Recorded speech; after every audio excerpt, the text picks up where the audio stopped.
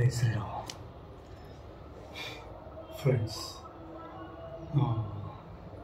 అంటే కొన్ని సత్యాలు చెప్తున్నాం మరమరంతే. గంగి గోవు పాలు గరిటెడైన చాలు, కడవడైననేమి కరము పాలు. కరం అంటే గాడిద. గంగి గోవు పాలు మన స్వచ్ఛమైన నాటు ఆవు. ఆ పాలు ఒక గరిటెడైన చాలు, జ్ఞానం అమృతం. కడేవడైననేమి కరం పాలు. ఇన్ని పాలు ఇచ్చినా గాడిద పాలు తాగినా ఫలితం శూన్యం.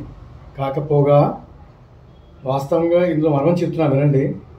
ఇప్పుడు గాడిదలు పెంచుకుని వాళ్ళు రకరకాలుగా చెప్పుకుంటూ పిల్లలకి మంచిది, రకరకాలుగా జబ్బులు పోతాయని చెప్పేసి ఆ పాలు బయట చెదరకుండా పిండి అమ్ముతున్నాడు. శ్రేష్టం ఎప్పుడు తక్కండి. దానివల్ల గాడిద శాస్త్రాలు చెప్పినవి చెప్తున్నాను నేను. నా సొంతం ఏమీ కాదు, ఇవన్నీ శాస్త్రాలు చెప్పినవి చెప్తున్నాను, పెద్దల మాటలే చెప్తున్నాను. గాడిద మాంసము, గాడిద రక్తము, గాడిద పాలు ఇవన్నీ కూడా మందబుద్ధి దొంగలుగా మారడానికి ఉపయోగపడతాయి. మందబుద్ధి దొంగలుగా మారడానికి ఉపయోగపడతాయి. ఈ సందర్భంలో చెప్తున్నా, గాడిద యొక్క రక్తాన్ని రాసుకుని అలాగే పంది మాంసం తిని పంది కొవ్వు కాల్చి ఉంటే నూనె రాసి దొంగతనానికి వెళ్ళేవారు చిన్నప్పుడు. అంటే నా చిన్నప్పుడు విన్నాను, దొంగతనానికి వెళ్ళేవారు. పట్టుకోవడానికి వెళ్తే జారిపోయేవారు. ఒకవేళ దొరికినా దెబ్బలు కొడితే తగిలేవి కాదట. గాడిద రక్తం తాగి గాడిద మాంసం తిని ఉన్న వాళ్ళకి శరీరం అంత స్ట్రాంగ్గా ఉంటుంది, మైండ్ కూడా అంతే.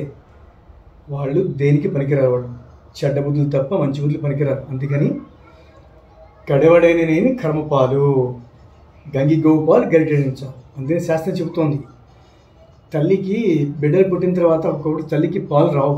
అంటే ఒక్కొక్క శరీర తత్వం, ఒక్కొక్కరికి స్థానాలు ఉండకపోవచ్చు, చిన్నగా ఉండొచ్చు, తయారవకపోవచ్చు.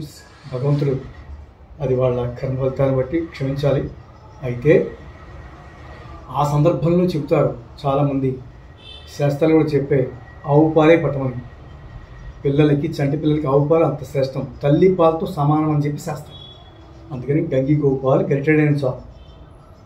అందుకని ఫ్రెండ్స్, అదే సిద్ధాంతంతో చెప్తున్నా. నేను కుల పక్షపాతిని, కుల పిచ్చివాడిని కాను, జనరల్గా చెప్తున్నా. మీరు అనుకున్నా పర్వాలేదు. కులవింటి కాంతనే అంటే కులవింటి కోతిని చేసుకుని శాస్త్రం.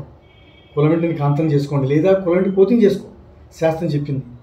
ఎందుకంటే మారద్దని చెప్తుంది వర్ణాలు. మారితే ఏం లేదు. మేము శాకాహారం, అందంగా ఉన్నాను, ఏది ఉన్నాను, మాంసాహారం పెళ్లి చేసుకున్నాం, కొన్నాళ్ళే ఉంటుంది ఆ సుఖం. కొన్ని ముద్దు ముచ్చలే ఉంటాయి కదా, ఏమి చేసుకుంటాం కదా వాత్సల్య సిద్ధాంతం ప్రకారం. అవన్నీ దుర్గంధం వచ్చి మూడు ఎలా ఉంటుంది, ఉండదు కదా. అందుకని తర్వాత తేడాలు వచ్చేస్తాయి. అందుకని ఆదిలోనే తెలుసుకుని ఇవన్నీ మానేసుకోవాలి. తర్వాత ముడుములు వేసి తెగిపోవడం, విడిపోవడం కన్నా స్టార్టింగ్లోనే స్టెప్స్కి విడిపోవాలి. ఇది నా సిద్ధాంతం. అందుకని ఎవరైనా సరే బ్రాహ్మణులే పెళ్లి చేసుకోండి, వేరే కులాలు ఆ కులాల వాళ్ళని పెళ్లి చేసుకోండి అని చెప్పి నేను చెప్తున్నాను. ఈ సందర్భంలో మీ ఇష్టం అది. Hare Krishna. After this lost my friends.